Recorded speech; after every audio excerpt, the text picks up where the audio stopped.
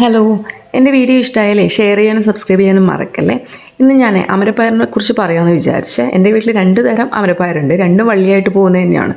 ഒന്ന് നമ്മൾ സാധാരണയായിട്ട് കടയിൽ നിന്നൊക്കെ വാങ്ങിക്കാൻ കിട്ടുന്ന പയറാണ്. മറ്റേതാണെങ്കിൽ ഞാൻ കടയിലൊന്നും കണ്ടിട്ടില്ല. രണ്ടും തമ്മിലേ കറി വെച്ചാൽ അല്ലെങ്കിൽ തോരൻ ഉണ്ടാക്കിയാൽ തന്നെ നല്ല ടേസ്റ്റ് വ്യത്യാസമുണ്ട് കേട്ടോ. പിന്നെ ഇതിങ്ങനെ വള്ളിയായിട്ട് ഇങ്ങനെ പടർന്നു പോകുന്നതാണ്, കുറ്റിയല്ല.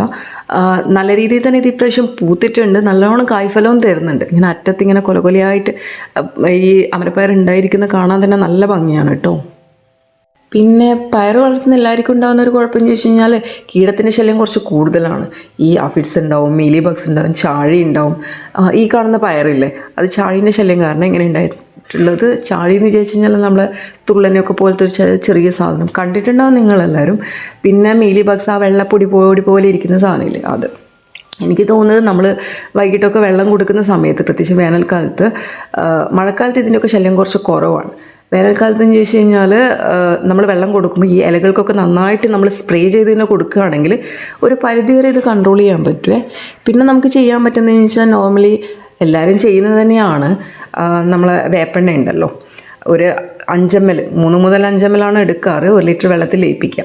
അത് ശരിക്കും പറഞ്ഞാൽ വെള്ളത്തിൽ ലയിക്കാൻ ഇത്തിരി പാടാണ്. അതുകൊണ്ട് തന്നെ കുറച്ച് നമുക്ക് ഒരു ടീസ്പൂണൊക്കെ ലിക്വിഡായിട്ടുള്ള മറ്റേ ഡിഷ് വാഷ് ഉണ്ടല്ലോ, അതുകൂടി ആഡ് ചെയ്തതിന് ശേഷം നമുക്ക് നല്ലോണം അത് മിക്സ് ചെയ്തിട്ട് 1 ലിറ്റർ വെള്ളത്തിൽ മിക്സ് ചെയ്തിട്ട് നമുക്കത് സ്പ്രേ ചെയ്ത് കൊടുക്കാം. സ്പ്രേ ചെയ്യുന്നതിന് മുന്നിൽ തന്നെ നല്ലോണം ചെടി നനച്ചു കൊടുക്കാൻ മറക്കരുത്.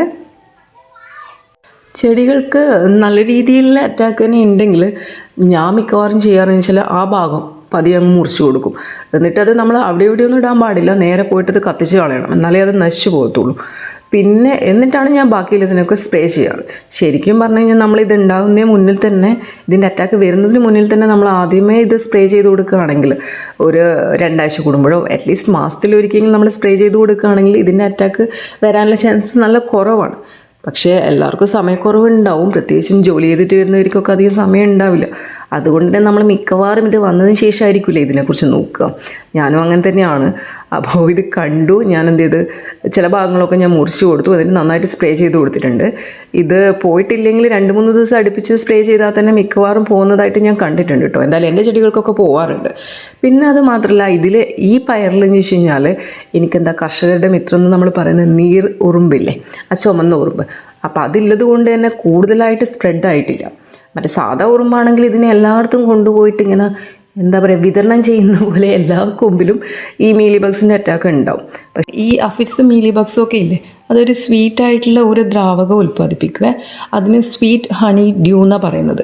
അതാണ് ഈ നീരുറുമ്പുണ്ടല്ലോ ഭക്ഷണമാക്കുന്നത്. അതുകൊണ്ടാണ് അതിൻ്റെ ശല്യം നമുക്ക് നന്നായിട്ട് കുറയുന്നത്. ഈ ഉറുമ്പ് കർഷകരുടെ മിത്രം എന്ന് പറയുന്നത് അതുകൊണ്ടാണ്.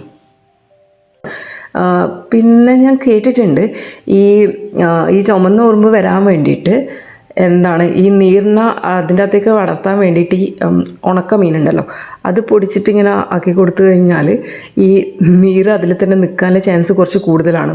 അല്ലാതെ നമ്മൾ എവിടെന്നെങ്കിലും ഈ നീരിൻ്റെ കൂടൊക്കെ കിട്ടിയിട്ട് ഇതിൻ്റെ മേലെ പിടിച്ചിട്ടാലൊന്നും അത് ആ പയറിൻ്റെ മേലെ നിൽക്കില്ല കേട്ടോ. ഈ ഉണക്ക മീനിൻ്റെ പരീക്ഷ ഞാൻ നടത്തിയിട്ടില്ല. ഒരു തവണ എനിക്ക് നടത്തി നോക്കണം. എന്തായാലും നിങ്ങൾ ഈ പരീക്ഷണങ്ങളൊക്കെ നടത്തി നോക്കുക. എന്നിട്ട് ഒരു പയറെങ്കിലും മിനിമം നടാൻ പറ്റുമെങ്കിൽ നട്ട് നോക്കുക. നല്ല രസമല്ലേ നമ്മളെ വീട്ടിൽ പറയുമ്പോൾ തന്നെ ഇങ്ങനെ പയറൊക്കെ ഉണ്ടായിട്ട് അതൊക്കെ പൊട്ടിച്ച് തോരൻ വെക്കുന്നത്. ശരിക്കും പറഞ്ഞാൽ എനിക്ക് കടയിൽ നിന്ന് വാങ്ങിച്ച് ഞാൻ തിരിഞ്ഞ് നോക്കാറില്ല ഒന്നും. പക്ഷേ വീട്ടിൽ തന്നെ ഉണ്ടാക്കുന്നതാണെങ്കിൽ അത്യാവശ്യം കഴിക്കും. ആ ടേസ്റ്റ് നല്ല വ്യത്യാസമുണ്ട്. എന്തായാലും നിങ്ങളും ട്രൈ ചെയ്ത് നോക്കാൻ മറക്കണ്ട കേട്ടോ. Thank you.